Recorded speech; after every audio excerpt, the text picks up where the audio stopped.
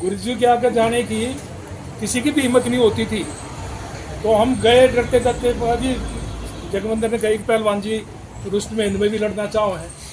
बोला नहीं नहीं, उसको सुखचैन को लड़ाएंगे, उसका बाप रुस्तम हिंद था, वो केसर सिंह कभी पहले रुस्तम हिंद हो गए उसके पिताजी।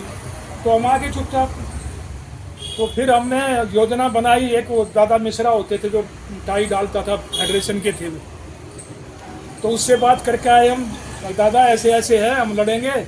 तो हम गुरुजी के पास गए, हम बोले जी अगर सुखचैन से कुश्ती आएगी तो दे दूंगा, मैं वाकोर दे देंगे। बोला ठीक है तो दे दो। तो मैं सुखचैन की कुश्ती डाल दी। पहले एक फतेह पहलवान था, वो उसके पिताजी की दोनों की, केसर सिंह की और पूरन पहलवान थे, उनकी बहुत लाख डांट थी। दोनों पंजाब के बड़े पहलवान थे, वो उस समय रुस्तम थे। तो वो बाई चांस वो सुखचैन पहलवान जी फतेह ने चित कर लिए। तो क्या होता है ना, जब गुरु का पंजा होता है वो भगवान का होता है, कभी किसी ने भी नहीं, सामने भी नहीं सोची थी।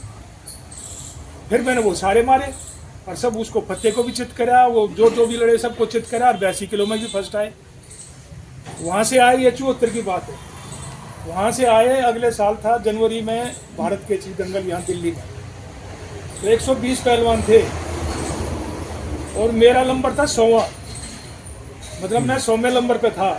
किसी को भी उम्मीद नहीं थी, लेकिन वो भगवान की दया से, गुरुजी के आशीर्वाद से भारत केसरी बन गए। खाड़े में यहाँ हाउसफुल, इतने बालक आगे, भारत कुमार के बाद ही आगे थे। वो करतार भी मेरे से कुश्ती होने के बाद यहीं आ गया था। किरसन था आगरे का, बहुत सुंदर पहलवान था। फिर उसके बाद में ये सुभाष आ गया। ये सुभाष है तो बहुत, ये राजीव तोमर तो बहुत बाद में आए। कौन सा सिनेमा आया तू? ये तो जब हम छोड़ने के उस पर थे, ये तो जब आए। तो मेरा कहने का मतलब है बेटे, मैं ये चीज़ें तुम्हें इसलिए बता रहा हूँ, तुम्हारे पीछे तो यहाँ तुम्हारे माँ बाप, सारे गुरु सब पीछे लागे रहे हैं, लेकिन तुम अपनी शक्ल देखो, ऐसे जैसे निचोड़ रखे हो, आ जा रहे आ जा रहे आ जा रहे। यहाँ सारा नहाने की जगह भी नहीं थी, सोने की जगह तो छोड़ दो, नहाने की जगह नहीं थी, कोई जिम नहीं था, डंबल नहीं होते थे। डंबल थी फिर के बाद में डंबल आए, ईंटें ठाते थे, ईंट ठा ठा के करते थे।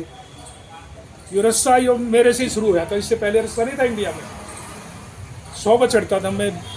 तो मेरा कहने का मतलब है बेटे, यहाँ आने से नहीं होता, तपस्या करो, क्या करो, टारगेट रखो। अब मैं टारगेट रखा करता। हमारे मेरे से सीनियर था एक वेद पहलवान था, गुरुजी उसकी मेर करा करते, बहुत ज़्यादा मेर करते थे, हमें गाली बकते थे, मारते थे। साले तू भागता क्यों नहीं? लगा जी मैं तो बनने आया हूँ। फिर चुप हो जाते। सबसे ज़्यादा पिटता था मैं, गलती नहीं करता था, लेकिन मैं एक टारगेट लेके चला, मेरे पीछे तो कोई भी ना था, गुरुजी का आशीर्वाद था, वो जबरदस्ती लेते थे, हम जीत के। फिर 70 में क्या हुआ, ये सुदेश का, वेद का, इनके गोल्ड मेडल आगे कॉमनवेल्थ गेम में। तो दंगलों में जाते हैं, दंगल जब होते थे कहाँ, ये 2 दिन का दंगल शामली में, 3 दिन का दंगल मुजफ्फरनगर में नुमाइश होती थी, तो वो दंगल थे। अब वो क्या होता है, इनको इन पर भाग के जो भी जाता, गुरुजी कहते हैं चल पहले छोटे भाई से लड़ ले, तो वो मेरे से लड़ते। मैंने एक दंगल में 21 कुश्ती मारी मैंने। ककरौली, ये जानता होगा कहाँ है ककरौली? मुजफ्फरनगर के पास। एक दिन में 21 कुश्ती मारी मैंने। तो मेरा कहने का मतलब है, टारगेट रखो, टारगेट। ये माँ बाप थारे कितने लाओ पैसा पता है कहाँ से पैसा ले आते हैं, तो इसीलिए ये टारगेट रखो। हमारा जो टाइम था, जब हम खेलते थे तो लोग हराने नहीं आते थे, डायमंड लड़ा भाई सतपाल था। जब ये हालत थी, किस चीज से थी? वो मेहनत से, वो मेहनत से थी। सुबह 3 बजे उठते थे, कितने दूसरे उठते थे उनके साथ दोबारा लाग जाते। और ये लड़के बैठे, ये तो खरीद 75 में आए, रोहतास है, ये सब ये बाद में आए, लेकिन इन्हें इतनी सेवा करी। नमोटी भी नहीं धोने दिया करते, नहा के दूध ठंडा करके पियाना। ये जगमंदिर रखते, ये लड़ाई होती थी इनकी। तो एक दूसरे से प्यार रखो, कुछ नहीं है। खाली सारे ऐसे पूछे से, ना दौड़ ले, ना साथ चल, ना साथी, क्या जिंदगी है? साहब नहा कर 500 बैठक मारते थे, तौलिया नहीं होता था। वो बर्मे के नीचे उड़े नहाते ना, 100 बाल्टी घेरते, बाल गर्मी निकट जाएगी पहलवान जी की। ये मजाक मत समझो।